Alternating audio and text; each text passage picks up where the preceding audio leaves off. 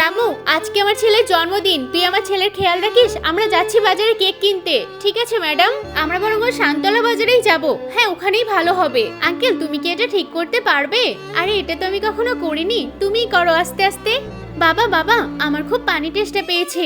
দাঁড়াই, সামনে একটা বাড়ি আছে, এখানটায় পানি চেয়ে দেখি। ভাই, আমার ছেলেটার খুব পানি টেস্টে পেয়েছে, একটু পানি খাওয়াবে? হ্যাঁ অবশ্যই। এই রামু আঙ্কেল, যাও পানি নিয়ে এসো। আসো তোমরা ভিতরে। না না, ভিতরে যাব না, পানি এনে দিলে এখানেই খেয়ে চলে যাব। আঙ্কেল, আজকে আমার বার্থডে, কেক খেয়ে যেও। তোমার বার্থডে? আচ্ছা ঠিক আছে, হ্যাপি বার্থডে। এই নাও তোমার পানি। এই নে বাবু, পানিটা খেয়ে নে।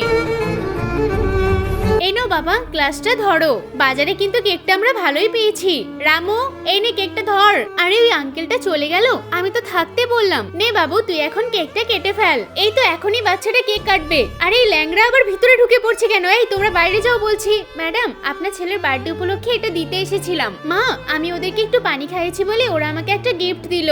আরে সত্যিই তো, ওরা তো খুব ভালো মানুষ। ভাই, তোমরা কেক খেয়ে তারপর যেও। ঠিক আছে।